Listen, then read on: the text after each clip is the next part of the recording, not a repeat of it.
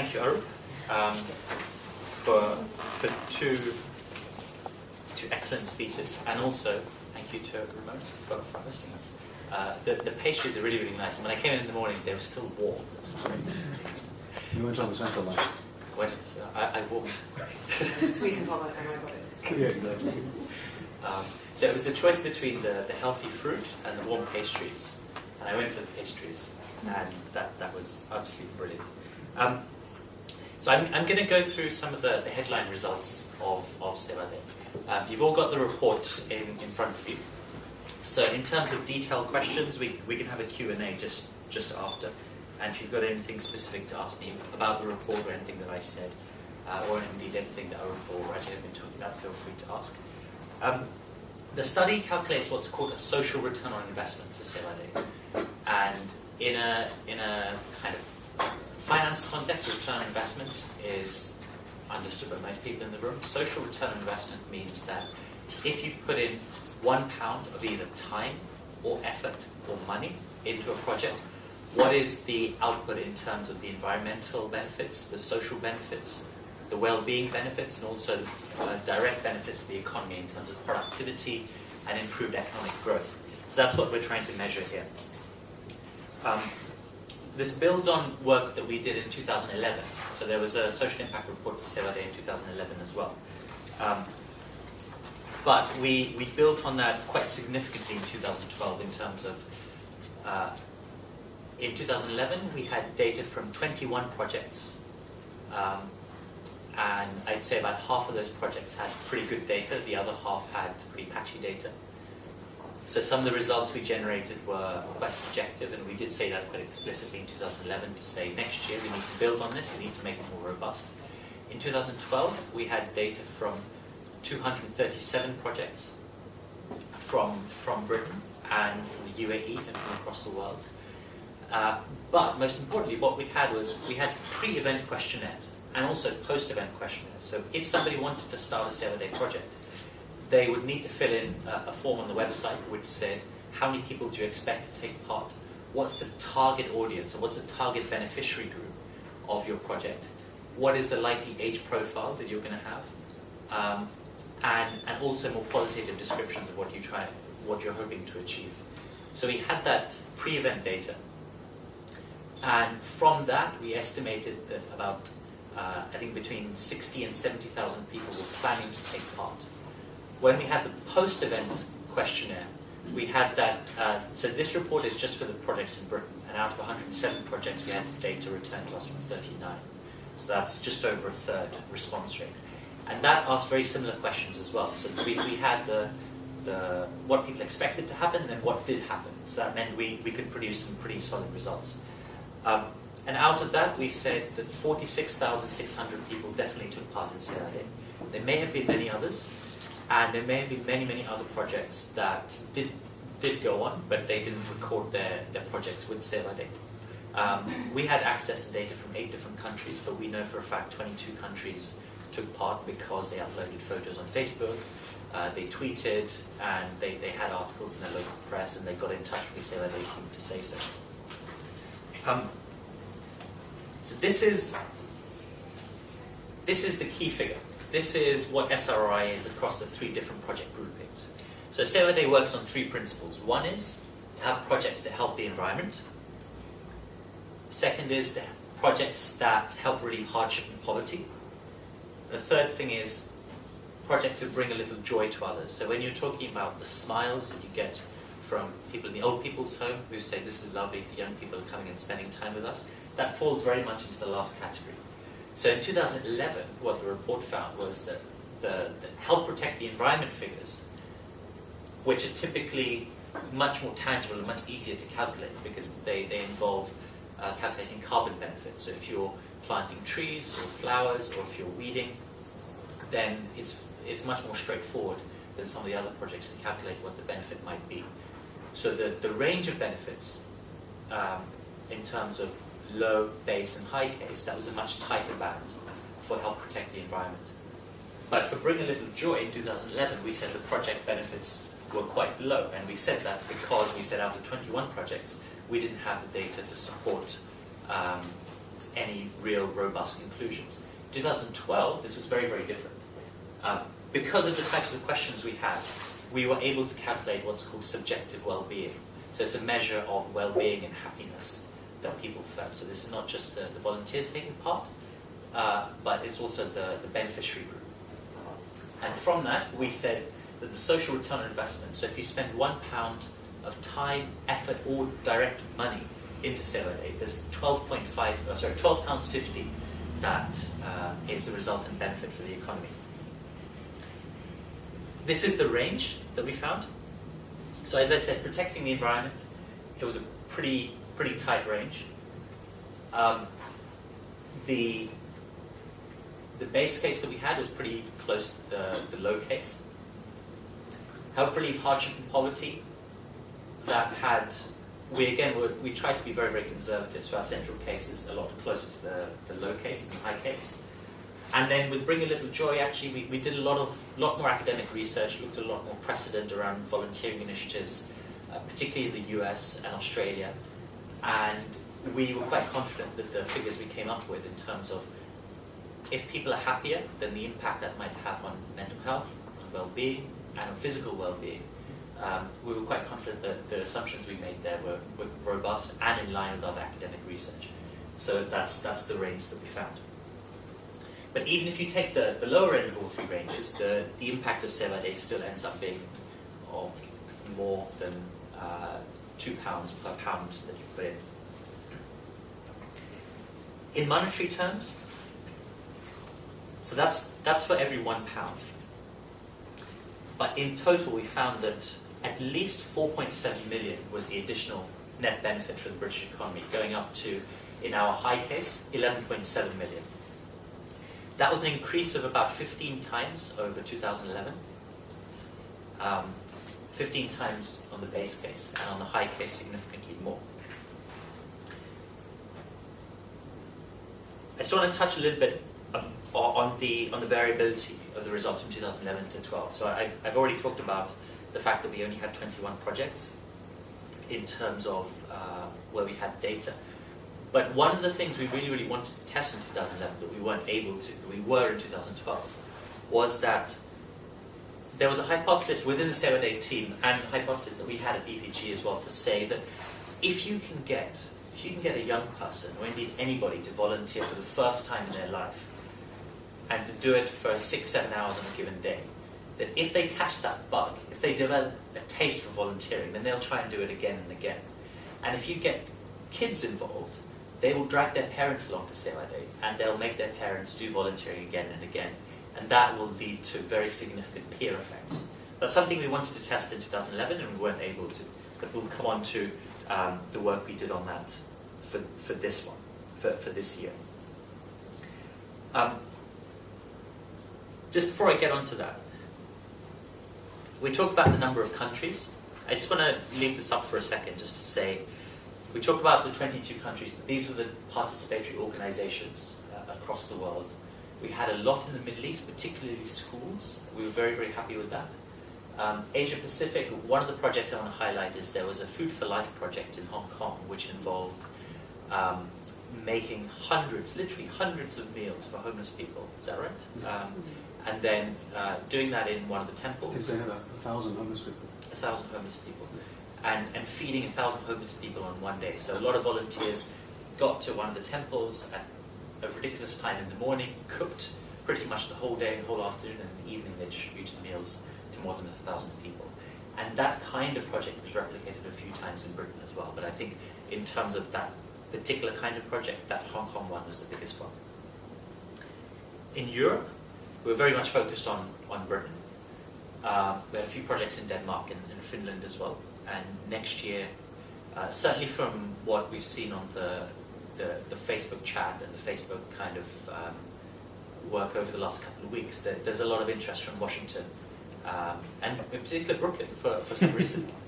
So those two places, hopefully we'll have a few projects going on later on this year.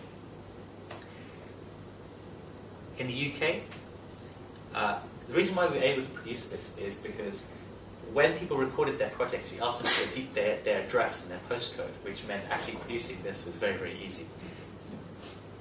So it's focused around London and also the M4, as it makes sense. I don't know why that is. Maybe we're just going around different motorways year on year. Maybe next year will be different, or this year will be different. In terms of asking people whether they developed a taste for volunteering, this was one of the two key questions that we asked. So we asked them, how likely are you to participate in Sewa Day next year? This was in the post-event questionnaire. So this was the nearly 40 responses we got back from 107 projects. And you can see that from the people that responded, everybody said they were very, very likely to take part. On the face of it, that's brilliant. For an economist, the first thing I think of is this might be a self-selective sample. So the people who are not responding and the people who are not likely to take part at all. So maybe that's an issue. Maybe the post-event questionnaires were filled in just immediately after the event, so they were still on a Sewa Day high. And that's why they said that. Maybe a year later, they don't feel quite so strongly. So keeping that in mind, we asked them a second question. How likely were you to have hosted this volunteering event anyway, if Sewa Day hadn't existed and the central Sewa Day resources hadn't existed? And this, actually, I think everybody answered apart from maybe one organisation. And here, what we're saying is that around 60% of people said that without Sewa Day existing, we wouldn't have thought about volunteering in this way, and we were either not likely or only somewhat likely to have hosted this event. That's very powerful in the projects we did get data from, because we can use this to calculate something that's called deadweight. What deadweight means in kind of non-economist terms is that, so Arup and the others have devoted a lot of time to Sewa Day, and there's a cost to their time. If they weren't doing Sewa Day and achieving all these wonderful things, they would be doing something else, which presumably would be achieving other wonderful things. You would think. So the net benefit of Sewa Day is taking the benefit that's generated from this, that's the gross amount, and then taking away what they could have done with their time. And that is what's called the deadweight. So if we're saying here, actually 60% of people, or 60% of projects wouldn't have existed, and people would have just gone to the movies or spent leisure time, gone to see the cricket, gone to see India win, then you can use that with pretty specific deadweight figures across different projects. So we'll see later what we have is that across the 3 different types of projects, we've split up, say Bring a Little Joy, we've split that up into 4 or 5 different subcategories of project. And we've calculated deadweight for each one of those groupings based on not just this kind of data, but also the kind of qualitative descriptions that everybody's put. And in some cases where we didn't quite understand what they put, or we were a little bit more curious, we called up the projects and we asked them to clarify. And then from that we were able to put together often subjective deadweight figures, but they were at a project level rather than across all 107 projects together. This is the breakdown of organisations in Britain that took part in Sewa Day. Corporates and universities are rising, and there should be many, many more of them taking part next year. And we were just talking just in the corner there before we got started that the schools project is aiming at getting 250 schools involved. Is that right, Zach? 250? 200 to 250 in 2013. And that was up from about 80 this year. So that will see phenomenal growth. So the fact that this doesn't show 80, this just means that these are the number of schools that actually returned their questionnaires.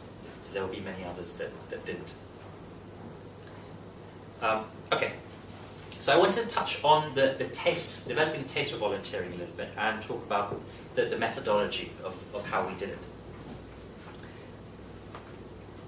You'll see in the report there's a section on a literature review, which is looking at, as I mentioned, a lot of precedent on measuring impact in volunteering initiatives across the world, particularly in the US, some in Sweden, many in Australia as well, and other parts of the world, and in Britain certainly. One of the papers that we looked at, and Hire and Solomon, which is from 2001, And if you want the details or if you want the papers, just send me an email afterwards and I can send them through to you. They identified 3 basic motivational factors that explain why people volunteer. The first one is altruism. So this is compassion for the needy, solidarity for the poor. The second one is something called instrumentalism. So this is something where you have some spare time, you just want to do something worthwhile in their spare time, than just watch a movie. You want to meet new people, and you want to gain some kind of personal satisfaction from doing so. The third kind is an obligation motive. So this is where you feel that you have some kind of moral or spiritual duty to give back to society, whether it's your local community or Britain more widely.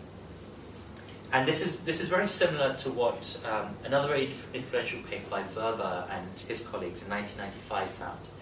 They looked at the model of civic volunteering, and they said that although volunteering was one of the most intensive ways you could get civil engagement, once you went through that process of the hard work of getting everyone involved, then that group just stuck together and expanded quite significantly. And then after that, you had very, very significant peer effects, that once people bought into the concept of volunteering, they would get many, many other people to volunteer through their own personal networks.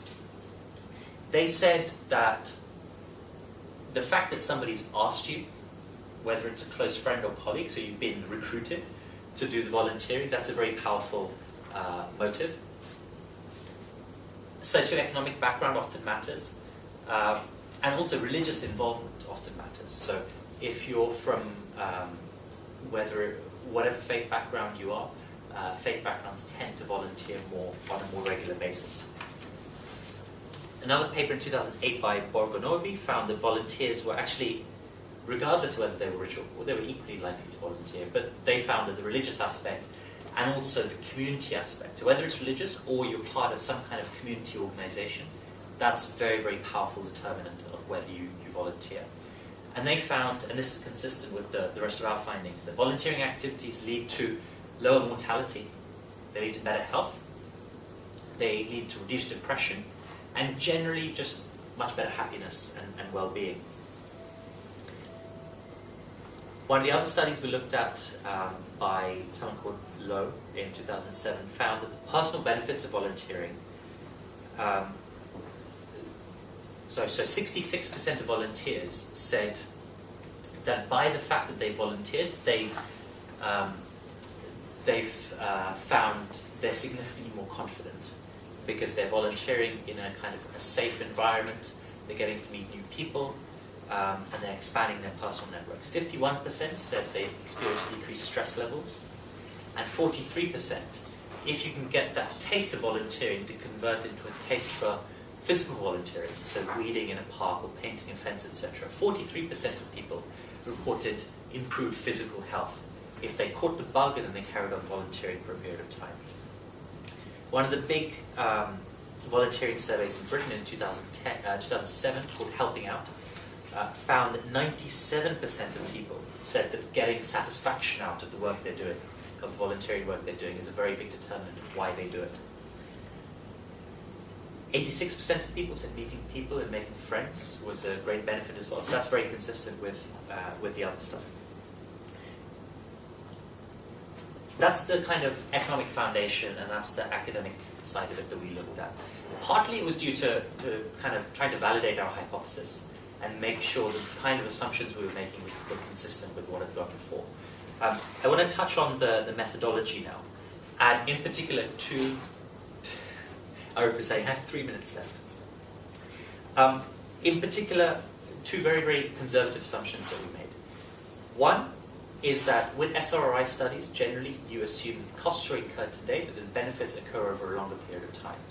With this, we said that because this is the first year that we've got very robust data, the benefits may well occur over time, but we're only going to assume they happen over the next 12 months, and we're going to stop there because that's what we can definitely say that that's true. Except for the Help Protect the Environment projects, where there were carbon benefits of planting trees that will be over a wider period of time. The second assumption we made that was really conservative was around the opportunity cost of volunteering time. So if you're saying that you volunteer out of your leisure time, if you're not volunteering, you might be watching TV. So there might be a very low opportunity cost. But if you're instead taking time out of your work time or something else productive you may be doing, that opportunity cost becomes a lot higher. And that's particularly true if you're, to some extent, if you're a corporate partner, where if you have a day of volunteering that you're given by the company, then there's certainly time from yourself in terms of organising, Carly, the projects.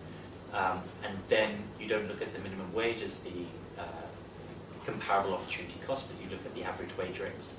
And in that, in terms of the central Sewa data, we assumed a median wage rate that was higher than any other SROI study I've ever seen. And we said that specifically because we were trying to be conservative, and also we recognized that the Sewa central team was made up of professionals, so their median wage was a lot higher than most people. So from the ONS, we had an hourly pay for financial and insurance activities across all age groups, which was around £19. And for most similar studies, you'd assume the minimum wage of £5 or £6 as the alternative. So if we assumed a £6 minimum wage, we would get a significantly higher social impact.